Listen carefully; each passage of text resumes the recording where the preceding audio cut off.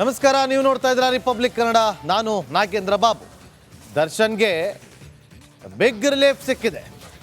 ಇವತ್ತು ವಾದ ಪ್ರತಿವಾದವನ್ನ ಆಲಿಸಿದ ಹೈಕೋರ್ಟ್ ಆದೇಶವನ್ನ ದಿನಾಂಕವನ್ನ ಪ್ರಕಟ ಮಾಡದೆ ಕಾಯ್ದಿರಿಸಿದೆ. ಅಷ್ಟೇ ಅಲ್ಲದೆ ಮಧ್ಯಂತರ ಜಾಮೀನು ಕೂಡ ಮುಂದುವರಿಯುತ್ತೆ ಅಂತ ಹೇಳಿದ್ದಾರೆ. ಮುಂದಿನ ಆದೇಶ ಬರೋವರೆಗೂ ಕೂಡ ದರ್ಶನ್ಗೆ ಬಿಗ್ ರಿಲೀಫ್. ನಾಳೆನೇ ಆದೇಶ ಬರ್ಬೋದು, ಅಥವಾ ನಾಡದ್ದು ಬರ್ಬೋದು, ಒಂದು ವಾರ ಆಗ್ಬೋದು, ಅಥವಾ 10 ದಿನ ಆಗ್ಬೋದು.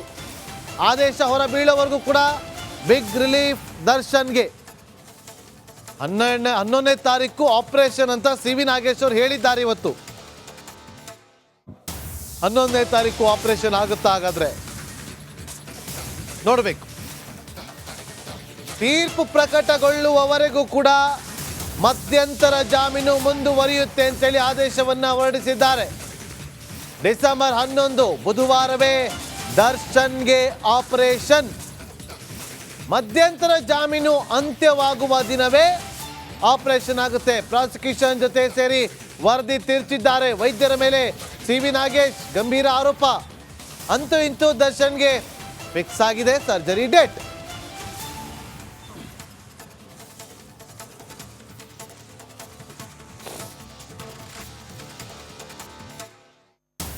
ವಾದ ಪ್ರತಿವಾದವನ್ನ ಆಲಿಸಿದಂತ ಹೈಕೋರ್ಟ್ನ ನ್ಯಾಯಮೂರ್ತಿಗಳು ಇವತ್ತು ತೀರ್ಪನ್ನ ಕಾಯ್ದಿರಿಸಿದ್ದಾರೆ. ಒಂದಷ್ಟು ವಿಚಾರಗಳನ್ನ ಪ್ರಸ್ತಾಪ ಮಾಡಿದ್ರು.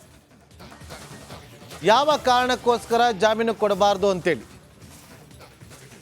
ವಾದವನ್ನ ಮಂಡಿಸುವಾಗ ಎಲ್ಲವನ್ನ ಕೂಡ ಪ್ರಸ್ತಾಪ ಮಾಡಿದ್ರು. ಸಿ.ವಿ. ನಾಗೇಶ್ ಅವರು ಏನೆಲ್ಲ ಲೋಪಗಳನ್ನು ಎತ್ತಿ ತೋರಿಸಿದ್ರು, ಆ ಲೋಪಗಳಿಗೆ ಪ್ರತ್ಯುತ್ತರವನ್ನ ಕೊಟ್ಟಿದ್ದು ಎಸ್.ಪಿ.ಪಿ. ಪ್ರಸನ್ನ ಕುಮಾರ್ ಅವರು. ಸಾಕ್ಷಿ ಹೇಳಿಕೆ, ತನಿಖೆಯ ಹಾದಿ ತಡವಾಗಿದ್ದು ಯಾಕೆ, ಎಲ್ಲ ವಿಚಾರವನ್ನು ಕೂಡ ಇವತ್ತು ಪ್ರಸ್ತಾಪ ಮಾಡಿದರು.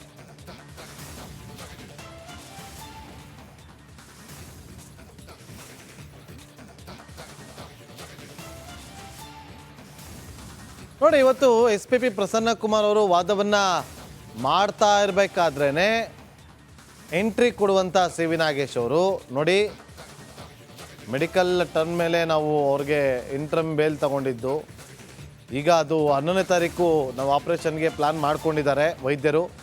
ಇವತ್ತೇ ಮಾಡಿ ಅಂತ ಹೇಳೋಕ್ಕಾಗಲ್ಲ, ವೈದ್ಯರು ನಿರ್ಧಾರ ಮಾಡೋದು ಅಂತೇಳಿ ಹೇಳ್ತಾರೆ.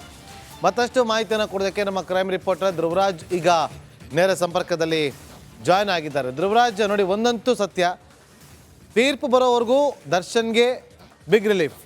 ನಾಳೆನೇ ತೀರ್ಪು ಪ್ರಕಟ ಆಗ್ಬೋದು, ಅಥವಾ 10 ದಿನ ಆಗ್ಬೋದು, ಅಥವಾ 20 ದಿನನೇ ಆಗ್ಬೋದು. ಆದರೆ ಅಲ್ಲಿವರೆಗೂ ಬಿಗ್ ರಿಲೀಫ್ ಸಿಕ್ಕಿದೆ. ಆದರೆ 11ನೇ ತಾರೀಕೇನೆ ಆಪರೇಷನ್ ಆಗುತ್ತಾ?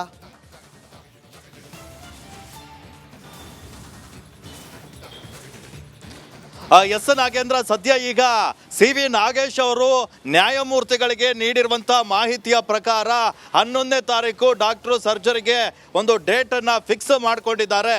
ಆದರೆ ಈಗ ಸರ್ಜರಿ 11ನೇ ತಾರೀಕೆ ಆಗುತ್ತಾ ಅನ್ನುವಂಥ ಪ್ರಶ್ನೆ. ಮುಖ್ಯವಾಗಿ ದರ್ಶನ್ ಅವರಿಗೆ ಈಗ 11ನೇ ತಾರೀಕು ಸರ್ಜರಿ ಮಾಡಬೇಕು ಅಂದರೆ ಅವರ ಹೆಲ್ತ್ ಕಂಡೀಷನ್ ಹೇಗಿದೆ ಅನ್ನುವಂಥ ಒಂದು ಟೆಸ್ಟನ್ನು ಕೂಡ ಮಾಡಬೇಕು.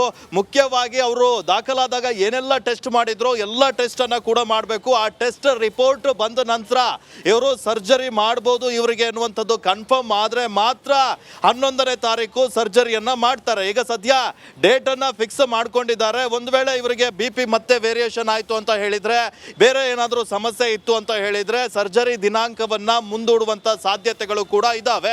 ಆದರೆ ಸಿ.ವಿ. ನಾಗೇಶ್ ಅವರು ಈಗ ಸದ್ಯ ನೀಡಿರುವಂತಹ ಮಾಹಿತಿಯ ಪ್ರಕಾರ 11ನೇ ತಾರೀಕು ಸರ್ಜರಿಗೆ ದಿನಾಂಕ ನಿಗದಿಯಾಗಿದೆ. ಆದರೆ ಈಗ ದರ್ಶನ್ ಅವರ ಬೇರೆ ಅವ್ರಿಗೆಲ್ಲ ಟೆಸ್ಟ್ ಅನ್ನ ಕೂಡ ಮಾಡ್ತಾರೆ. ಈಗ ಸದ್ಯ ಅವರಿಗೆ ಫಿಸಿಯೋಥೆರಪಿಯನ್ನ ಕೂಡ ನೀಡಲಾಗ್ತಾ ಇದೆ. ಮುಖ್ಯವಾಗಿ ದರ್ಶನ್ ಅವರಿಗೆ ಕಾಡ್ತಾ ಇರುವಂತದ್ದು BP ಸಮಸ್ಯೆ. ಇದು ಇವತ್ತು ಓಕೆ, ನಾಳೆ ಓಕೆ, ಸರ್ಜರಿ ದಿನ ಏನಾದರೂ ವೇರಿಯೇಷನ್ ಆಯಿತು ಅಂತ ಹೇಳಿದ್ರೆ ಟೆನ್ಷನ್ ಆಗಿ ಅಥವಾ ಏನಾದರೂ ಆಗಿ ಸರ್ಜರಿ ನಂತರ ಏನಾಗುತ್ತೋ ಎನ್ನುವ ಆತಂಕದಲ್ಲಿ ಅದೇನಾದರೂ ವೇರಿಯೇಷನ್ ಆಯಿತು ಅಂತ ಹೇಳಿದರೆ ಮತ್ತೆ ದಿನಾಂಕ ಪೋಸ್ಟ್ಪೋನ್ ಆಗುತ್ತೆ. ಆದರೆ ದರ್ಶನ್ ಅವರಿಗೆ ಸದ್ಯ ಅಂತೂ ರಿಲೀಫ್ ಸಿಕ್ಕಂತಾಗಿದೆ. ಕಾರಣ ಏನಂತ ಹೇಳಿದರೆ ಹೈಕೋರ್ಟ್ನಲ್ಲಿ ನಡೀತಾ ಇರುವಂತಹ ಈ ರೆಗ್ಯುಲರ್ ಬೇಲ್ ಅರ್ಜಿ ವಿಚಾರಣೆಯನ್ನು ಸದ್ಯ ಈಗ ಮುಕ್ತಾಯವಾಗಿದೆ. ಅದರ ಆದೇಶವನ್ನು ನ್ಯಾಯಮೂರ್ತಿಗಳು ಕಾಯ್ದಿರಿಸಿದ್ದಾರೆ. ಮುಖ್ಯವಾಗಿ ದರ್ಶನ್, ಪವಿತ್ರ ಗೌಡ ಹಾಗೆ ಉಳಿದ ಒಟ್ಟು 6 ಜನ ಆರೋಪಿಗಳ ಒಂದು ರೆಗ್ಯುಲರ್ ಬೇಲ್ ಅರ್ಜಿ ಆದೇಶವನ್ನು ಕಾಯ್ದಿರಿಸಲಾಗಿದೆ. ಅಂದರೆ ಯಾವಾಗ ಬೇಕಾದರೂ ಕೂಡ ಆ ಒಂದು ತೀರ್ಪನ್ನ ಅವರು ಪ್ರಕಟ ಮಾಡಬಹುದು. ಆ ತೀರ್ಪು ಪ್ರಕಟ ಆಗುವವರೆಗೂ ನಟ ದರ್ಶನ್ಗೆ ಸದ್ಯ ರಿಲೀಫ್ ಸಿಕ್ಕಿದೆ.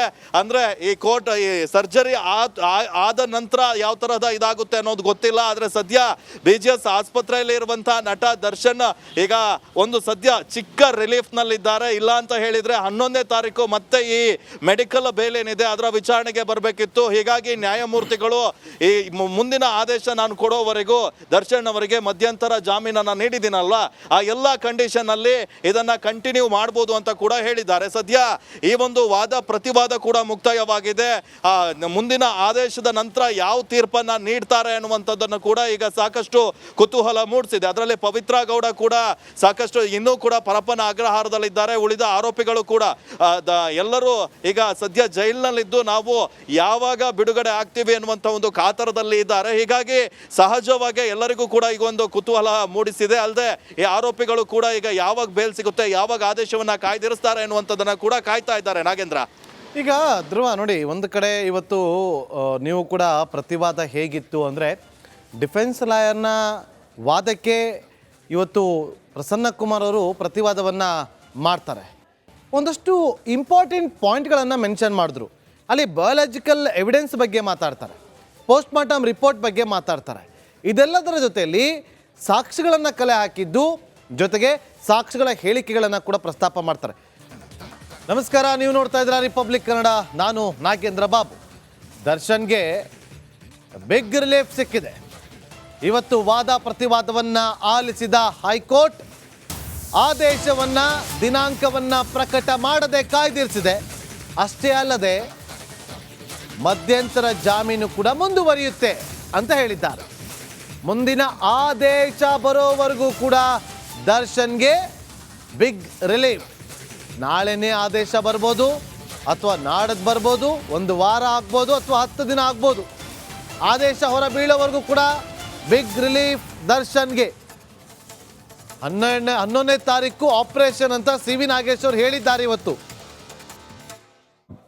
11ನೇ ತಾರೀಕು ಆಪರೇಷನ್ ಆಗುತ್ತಾ? ಹಾಗಾದ್ರೆ ನೋಡಬೇಕು. ತೀರ್ಪು ಪ್ರಕಟಗೊಳ್ಳುವವರೆಗೂ ಕೂಡ ಮಧ್ಯಂತರ ಜಾಮೀನು ಮುಂದುವರಿಯುತ್ತೆ ಅಂತೇಳಿ ಆದೇಶವನ್ನು ಹೊರಡಿಸಿದ್ದಾರೆ. ಡಿಸೆಂಬರ್ 11 ಬುಧವಾರವೇ ದರ್ಶನ್ಗೆ ಆಪರೇಷನ್. ಮಧ್ಯಂತರ ಜಾಮೀನು ಅಂತ್ಯವಾಗುವ ದಿನವೇ ಆಪರೇಷನ್ ಆಗುತ್ತೆ. ಪ್ರಾಸಿಕ್ಯೂಷನ್ ಜೊತೆ ಸೇರಿ ವರದಿ ತಿರುಚಿದ್ದಾರೆ. ವೈದ್ಯರ ಮೇಲೆ CV ನಾಗೇಶ್ ಗಂಭೀರ ಆರೋಪ. ಅಂತೂ ಇಂತೂ ದರ್ಶನ್ಗೆ ಫಿಕ್ಸ್ ಆಗಿದೆ ಸರ್ಜರಿ ಡೇಟ್.